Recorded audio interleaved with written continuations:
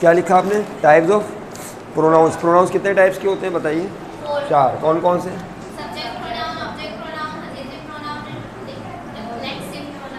Next अब फिर मुझे लिखना पड़ेगा तो सेकंड वीडियो बनेगी।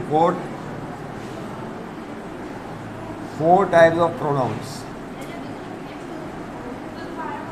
यस। नंबर 1 सब्जेक्ट प्रोनाउन, इसको सब्जेक्टिव भी बोल देंगे तो अच्छा लगेगा, सब्जेक्ट या सब्जेक्टिव प्रोनाउन। दूसरा ऑब्जेक्ट, चाहिए ठीक, थैंक यू। ऑब्जेक्ट प्रोनाउन, हाँ तो दोबारा ना लिखें ना। तीसरा बताएं कौन सा था? पोजेसिव। पोजेसिव आप दोबारा नहीं लिखें क्योंकि हम सेकंड वीडियो बना रहे हैं इसलिए उसमें दोबारा इसको लिखना पड़ेगा। नंबर 4 कौन सा था? Reflexive pronoun. कौन सा बोलिए? Reflexive pronoun. नहीं, 4 टाइप। अब आपकी पहली हेडिंग क्या होगी? फिर से सुन ले। प्रोनाउन किसे कहते हैं?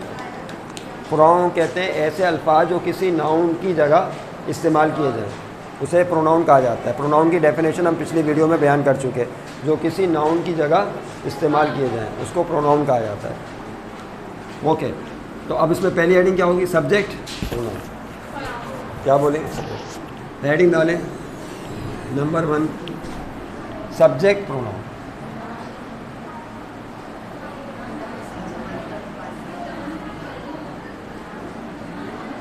सब्जेक्ट प्रोनाउन कह रहे हैं। ये कौन से प्रोनाउन है? It is, they are active in sentence. क्या लिखेंगे? दे आर या these pronoun, these pronouns are active. Active का मतलब है जो काम करें जुमले में, जो काम करें उसे कहते हैं active. These pronouns are active. ये एक जुमला लिखा है हमने कि ये प्रोनाउन एक्टिव होते हैं, यानी ये वो होते हैं जुमले में काम करते हैं। सब्जेक्ट किसे कहते हैं? जो काम करे। वैसे ही आप जानते हैं सब्जेक्ट, वर्ब और ऑब्जेक्ट। वर्ब किसे कहते हैं? सब्जेक्ट कहते हैं जुमले में जो काम करे, सब्जेक्ट। और जो काम किया जा रहा हो वो वर्ब, और जिस पर काम हो रहा हो दैट इज ऑब्जेक्ट, उसको ऑब्जेक्ट कहा जाता है। तो सब्जेक्ट, वर्ब, ऑब्जेक्ट। जब भी आप साइंस पढ़ते हैं तो 3 चीज़ें तो पढ़ते ही पढ़ते हैं। कौन कौन सी? सब्जेक्ट, वर्ब और ऑब्जेक्ट। अच्छा देखिए इसकी मिसाल है। मिसाल के तौर पर अली बहुत ही आसान मिसाल है। Ali goes to school. Ali goes to, अब इस जुमले के अंदर अली स्कूल जाता है, इसमें सब्जेक्ट कौन है? Ali goes to school. क्या? अली गोज़ टू स्कूल में अली सब्जेक्ट है क्योंकि जाने का काम कर रहा है। और काम कौन सा किया जा रहा है? गो, जाने का। तो ये क्या बन गया? वर्ब। और काम किस पर हो रहा है? अब ये अगर यूँ होता टू स्कूल को हटा दें अब लिखें अली गोज़, तो क्या सेंटेंस बनेगा? अली जाते, कहाँ जाता है? स्कूल जाता है, मस्जिद में नमाज़ पढ़ने जाता है, मदरसे जाता है, कुरान पाक पढ़ने के लिए कहाँ जाता है? या सैर करने जाता है, या दूसरे शहर जाता है। तो आपने तो उसका जिक्र ही नहीं किया यहाँ पर। तो याद रखिएगा जब उसका जिक्र किया जाएगा तो उसे क्या बोलेंगे? ऑब्जेक्ट बोलेंगे। Is that clear? तो कितनी चीज़ें हो गई? सब्जेक्ट, वर्ब और ऑब्जेक्ट। अब आ जाए इतनी बहस के बाद। सब्जेक्ट प्रोनाउन किसे कहते हैं? दीज प्रोनाउंस आर एक्टिव, जो जुमले में एक्टिव होते हैं। मिसाल के तौर पर आई, मैं एक मिसाल आपको दे रहा हूँ। क्या आई सब्जेक्ट प्रोनाउन है? मैं स्कूल जाता हूँ, आई गो टू स्कूल, तो मैं आई जा रहा हूँ, तो आई क्या बन गया? सब्जेक्ट। मैं आम खाता हूँ, आई ईट मैंगो, तो ये क्या बन गया? सब्जेक्ट बन गया। नहीं समझे? तो आई कौन सा प्रोनाउन है फिर? Subject pronoun. कोई और मिसाल दें, बोलिए। हाँ आएगा। यू, और, सही, ही, शी, इट, दे, ये सब क्या कहलाएंगे? वी। ये सारे के सारे प्रोनाउंस हैं, लेकिन कौन से है? सब्जेक्ट। क्योंकि ये सारे वो अल्फाज हैं जो काम करते हैं। नहीं समझे बात को? हम क्रिकेट खेलते हैं तो हम वी प्ले द क्रिकेट, तो हम सारे के सारे क्या हो गए? एक्टिव हो गए। नहीं समझे बात? हाँ, वो बाजार जाते हैं तो दे भी क्या हो गए? एक्टिव। तो याद रहे कि ये सारे कहलाते हैं सब्जेक्ट प्रोनाउन। लिख लीजिए एग्जाम्पल्स, ये सारे लिख लें सब्जेक्ट प्रोनाउन। दूसरे कहलाते हैं ऑब्जेक्ट, ऑब्जेक्टिव प्रोनाउन या object pronoun.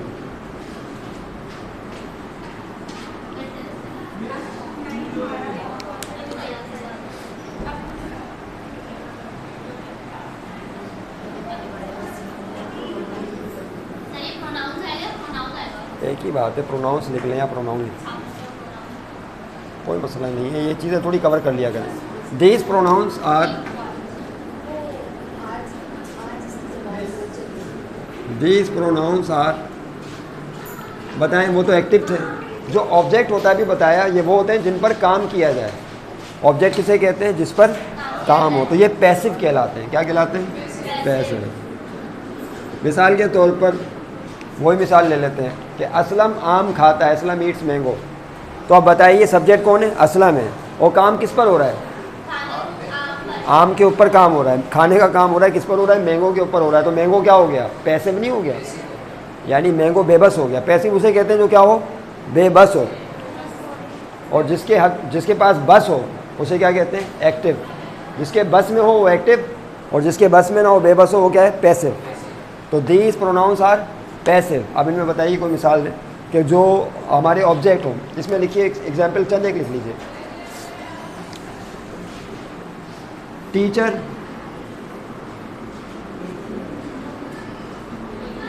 Asked me about my homework.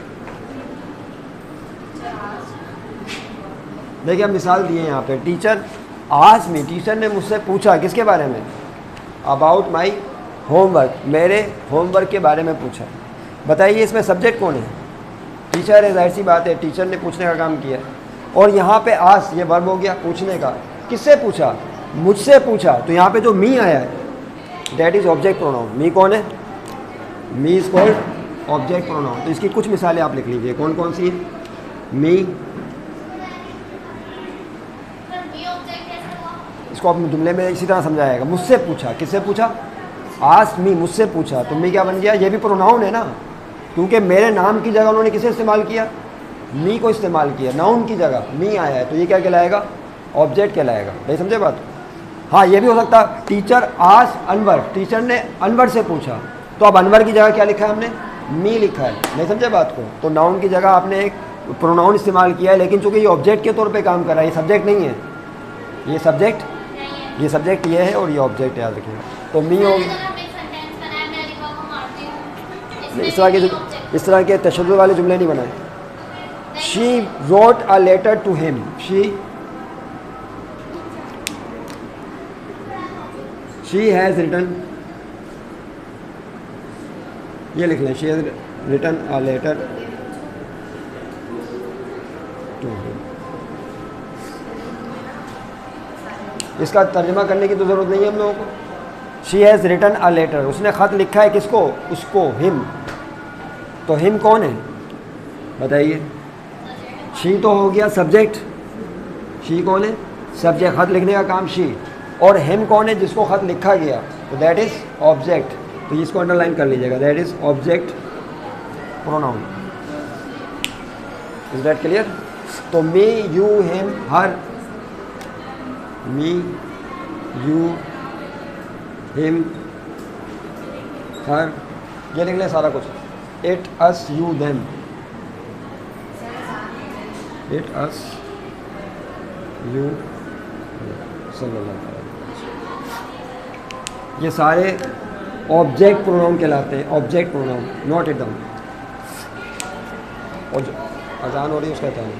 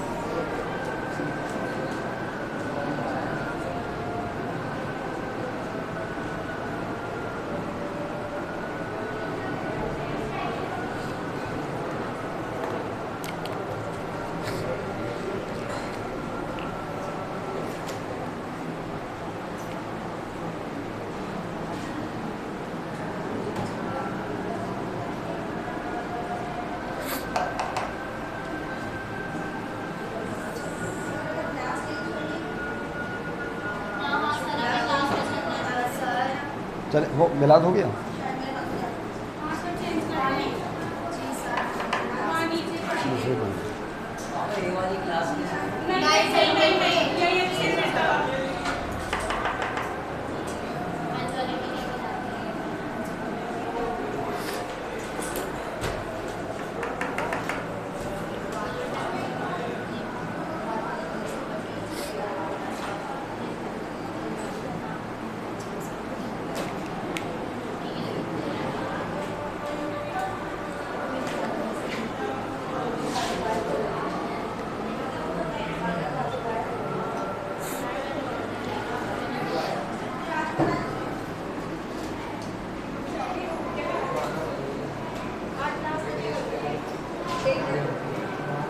एक मिनट, क्लास हो रही है, रुक जाओ। हाँ क्लास अभी हो रही है, जारी है। बैठ जाओ, अभी क्लास जारी है।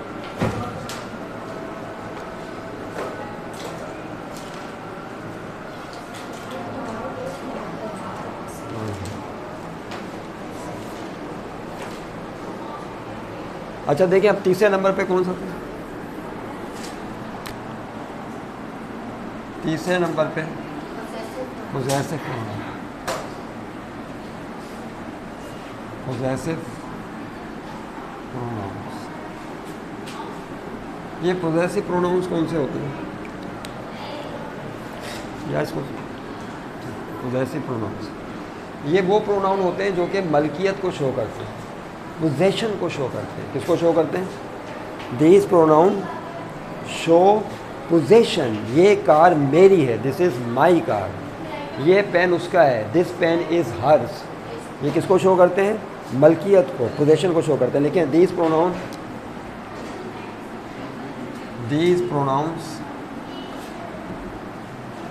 Show possession, possession of something, possession of, ये किसी चीज़ की पोजेशन को शो करते हैं। समथिंग, किसी भी कोई भी चीज़ हो सकती है, उसको शो करते हैं पोजेशन को। देखिए अब इसकी जो मिसालें हैं, this pen is mine, example, ये जो पेन है, दिस पेन इज़ माइन, ये पेन मेरा है, right? This pen is mine.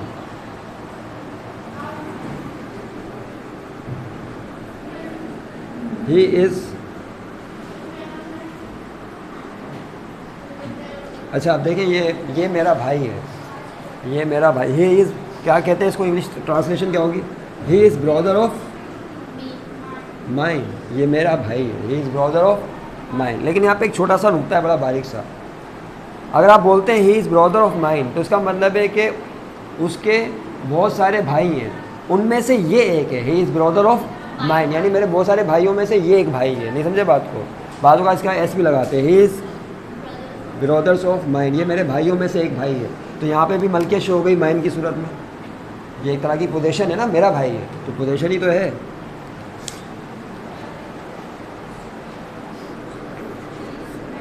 Future is yours, ज़माना तुम्हारा है।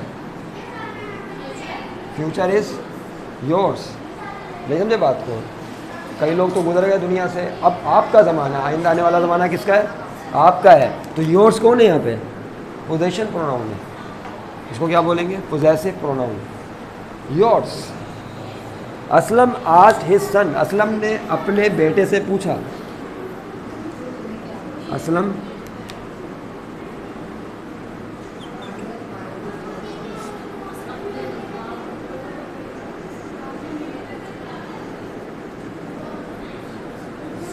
asked his son about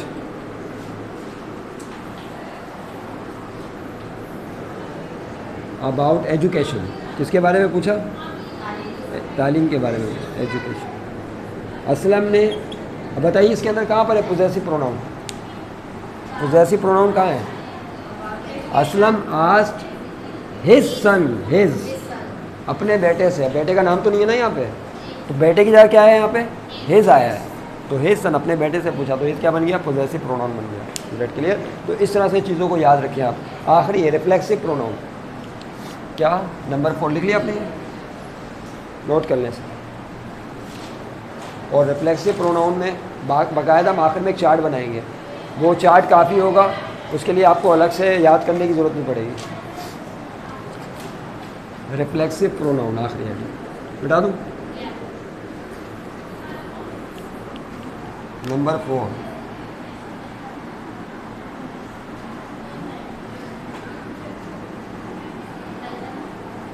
reflexive pronoun किसे कहते हैं? ये जो प्रोनाउन होते हैं ये अपने सब्जेक्ट का रिफ्लेक्शन होते हैं, रिफ्लेक्स होते हैं। These pronouns are reflex to their subject. कैसे, इसको ज़रा समझते हैं। दीज प्रोनाउंस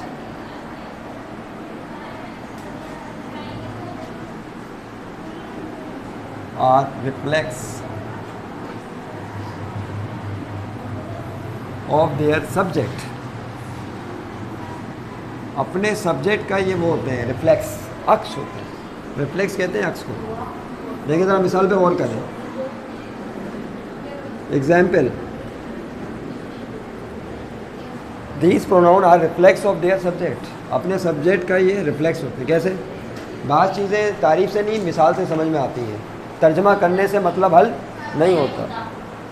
एक शख्स ने एक दफ़ा इंग्लिश का एक वर्ड पूछा, उसका उर्दू तर्जमा बता दिया। उसका उर्दू तर्जमा था हिफ्ज़ मा तकद्दुम। क्या तर्जमा था उर्दू में? हिफ्ज़ मा तकद्दुम। जब उसको तर्जमा बताया गया तो क्या मतलब समझ में आ गया? हिफ्ज़ मा तकद्दुम उर्दू का लफ्ज़ है, तो इसका क्या मतलब है? अब तो इंग्लिश से ज़्यादा मुश्किल हो गया ये, नहीं समझे बात को। तो चीज़ों को उनके अल्फाज से नहीं समझा करें, बल्कि उनके मफ़हूम से समझा करें कि उसका मफ़हूम क्या है। हिफ्ज़ मा तकद्दुम का मतलब होता है पहले से, प्राइमरी लेवल पर पहले से किसी चीज़ की तैयारी करना, नहीं समझे बात को। तो हिफ्ज़ मा तकद्दुम के, तो आपको दूर सफ़र करना है तो हिफ्ज़ मा तकद्दुम के तौर पे पहले लंच कर लें, ताकि ऐसा नहीं हो रास्ते में आपको बहुत तेज़ भूख लग जाए तो वहाँ खाना भी नहीं होगा। तो हिफ्ज़ मा तकद्दुम के तौर पे पहले क्या कर लें, लंच कर लें। इम्तिहान से पहले तैयारी कर लें, हिफ्ज़ मा तकद्दुम। एग्जाम्पल देखो इसकी क्या है। आई कुक फूड, मैं खाना पकाता हूँ। आई कुक फूड सब जानते हैं, इसका उर्दू आप फर्स्ट ईयर में है ना, इसका तर्जुमा तो लिखने की ज़रूरत नहीं है ना भाई। आई कुक फूड, मैं खाना पकाता हूँ। अब इसी लफ्ज़ जुमले को इस तरह बोले अगर कोई, I cook food my self, क्या मतलब हुआ अब इसका बताइए? मैं खुद खाना पकाता हूँ, नहीं समझे बात को। तो उसमें क्या गलत था कुछ? जो ऊपर लिखा हुआ था गलत तो नहीं, मैं खाना पकाता हूँ, लेकिन इसके अंदर जोर है नीचे वाले जुमले, I cook food my self, मैं खुद खाना पकाता हूँ। तो अब ये जो माई सेल्फ आया है ये किसका रिफ्लेक्शन है? आई का। नहीं समझे बात को, क्योंकि आई ने रिफ्लेक्स दे दिया, माई सेल्फ, मैं खुद खाना पकाता हूँ। तो माई सेल्फ क्या बन गया? Reflexive pronoun. अंडरलाइन कर लीजिएगा इसे, my self.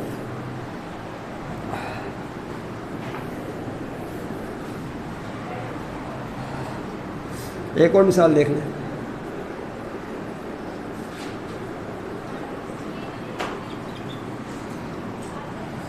We do the सम, इसका मतलब क्या है भाई? वी डू द सम, इसका मतलब होता है सवालात हल करना। मैथ के क्वेश्चन आप सोल्व करते हैं ना, मैथ के क्वेश्चन को सम कहा जाता है। क्या कहते हैं? एसएम सम। तो इसका मतलब है उर्दू तर्जुमा इसका है कि हम मैथ के सवालात, मैथ के क्वेश्चन खुद हल करते हैं। We do the sum ourself, खुद करते हैं, यानी हमें किसी से पूछने की ज़रूरत। इसका मतलब ये है मैं खाना खुद पकाता हूँ तो मुझे अम्मी से पूछने की ज़रूरत या अब्बू से पूछने की ज़रूरत या बहन से पूछने की ज़रूरत नहीं है। नहीं समझे बात को? तो यहाँ पे आवर सेल्व्स आ गया, that is the reflection of what? We. तो वी का रिफ्लेक्शन क्या होगा? आवर सेल्व्स होगा, हम खुद खाना पकाते हैं। इससे आप ही शीट के, ही का क्या हो जाएगा? हिम सेल्फ, शी का हर सेल्फ। इस तरह से फिर बनते चले जाएंगे। ही का हिम सेल्फ होगा,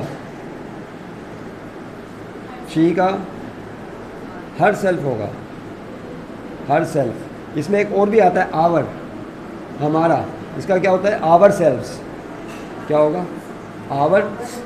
ourselves. He himself, she herself. He goes to school himself, वो खुद स्कूल जाता है, यानी उसको किसी सवारी की ज़रूरत नहीं है। ठीक है भाई, यहाँ तक सही है? अच्छा, ये टाइप्स हो गई कंप्लीट। अभी एक चार्ट हम छोटा सा बनाएंगे, कोशिश करेंगे 5 मिनट में कर लें ये काम। उसके अंदर ये सारी गुफ्तगू सिमट आएगी। इस तरह से फिर आपके लिए बहुत आसान हो जाएगा कि किसी भी सब्जेक्ट प्रोनाउन का ऑब्जेक्ट प्रोनाउन क्या होता है और रिफ्लेक्सिव प्रोनाउन क्या होता है और पोजेसिव प्रोनाउन क्या होता है। It becomes very easy. Heading डालें chart of pronoun, chart of pronoun. Yes, बनाइए चार्ट। 1 2 3 4 5 6 कॉलम बनाने हैं आपने। कितने कॉलम बनाने? 6 कॉलम बनाने। 1 2 3 4 5 6 7 8, 6 कॉलम और 8 रो। 6 कॉलम, कॉलम समझते हैं ना किसे कहते हैं? ये लिख लिया था बेटा?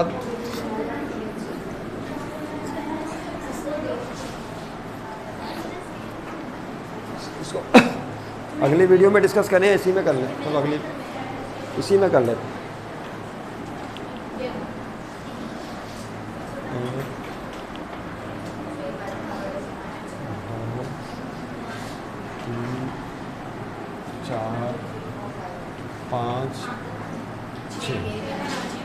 कितने कॉलम हो गए? 1 2 3 4 5 6, 1 2 3 4 5 6। ये वाला मैं उसको हो गया। यस, यहाँ पे लिखें ऊपर टॉप पे subject pronoun, subject,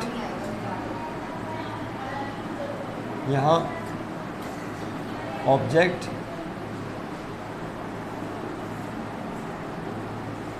pronoun, object pronoun, possessive pronoun, possessive, possessive pronoun और reflexive pronoun.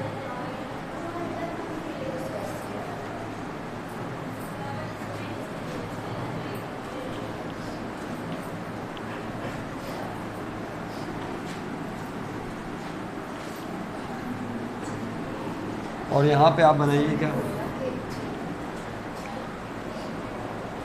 First person,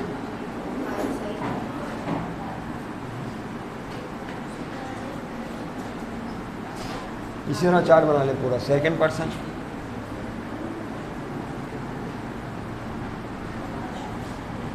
third person,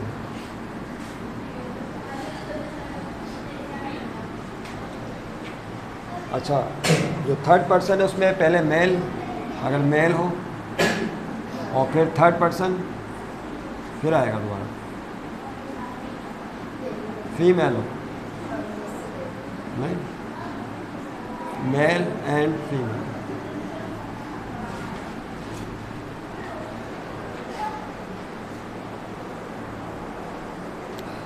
फिर थर्ड थिंग, कोई चीज़ हो, क्या थर्ड। फिर first person plural, first person तो आ गया उसमें, third person.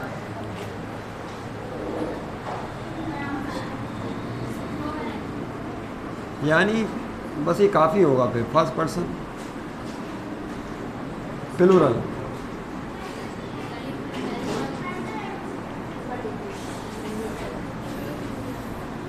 Second person plural,